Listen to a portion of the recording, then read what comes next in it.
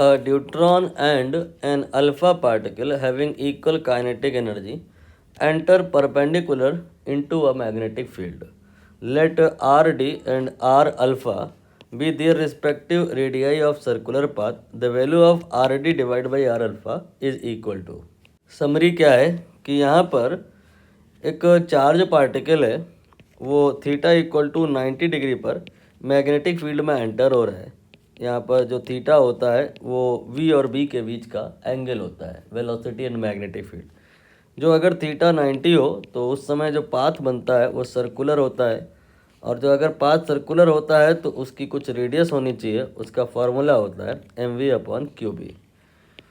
यहाँ पर जो ये m है, जो v है, इसको अगर हम टुगेदर बात करें तो ये p के बराबर हो जाएगा। p यहाँ पर मोमेंटम है, और मोमेंटम काइनेटिक एनर्जी से रिलेट होता है √2m के डिवाइड बाई qb। तो ये आपके बहुत सारे फॉर्मूले हो गए r के लिए, radius of the circular orbit के लिए। यहाँ पर आपको इस वाले फॉर्मूले से मतलब रखना होगा, क्योंकि प्रश्न में जो ये बात कर रहे हैं ये काइनेटिक एनर्जी के इक्वल होने की बात कर रहे हैं। और यहाँ पर कोई एक पार्टिकल नहीं है, यहाँ पर दो पार्टिकल हैं, एक है ड्यूट्रॉन और दूसरा है अल्फा पार्टिकल। तो जो भी अंतर आएगा वो इनके मास और चार्ज में अंतर है, इस वजह से आएगा।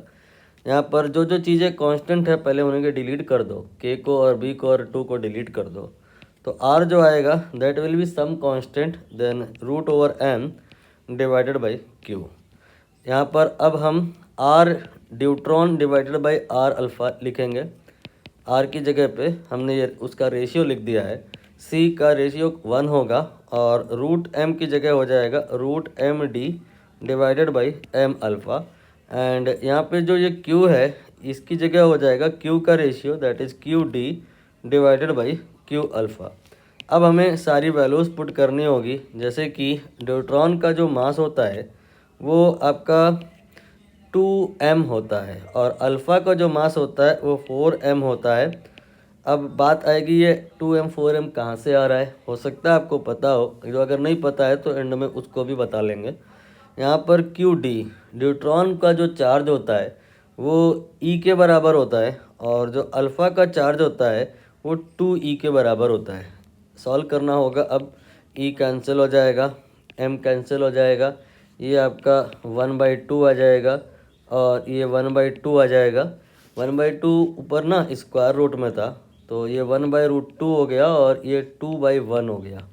यहाँ से सॉल्व और करें अगर तो √2/1 आ गया। तो आंसर जो आपका बनेगा ये ऑप्शन बी बनेगा। अब मुझे ये बताना था कि यहाँ पर ये 2m 4m e और 2e ये सब कहाँ से आ रहा है। तो यहाँ पर हम ड्यूट्रॉन की बात करेंगे, और यहाँ पर हम अल्फ़ा पार्टिकल की बात करेंगे। ड्यूट्रॉन का जो ब्रेक डाउन करें अगर तो उसमें प्रोटॉन होता है और न्यूट्रॉन होता है। अल्फ़ा का जो ब्रेक डाउन करें तो उसमें 2 प्रोटॉन होते हैं और 2 न्यूट्रॉन होते हैं। ये जानकारी आपको मदद करेगी Q और M निकालने में।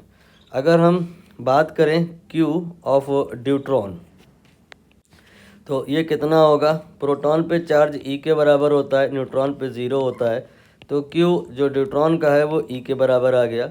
जबकि अगर हम Q बात करें अल्फ़ा का तो प्रोटॉन पर E के बराबर, प्रोटॉन पे E के बराबर, न्यूट्रॉन पे 0 के बराबर, तो ये सब मिला करके 2E के बराबर आ गया। अब हम अगर मास की बात करें तो प्रोटॉन और न्यूट्रॉन दोनों का मास लगभग बराबर होता है, ये 2m आ गया। और अगर हम मास अल्फ़ा की बात करें तो ये m और ये n और ये m और ये m सब मिला करके ये 4m हो गया। यही मैंने ऊपर लिखा था, आप अब चेक कर लो, समझ में आएगा।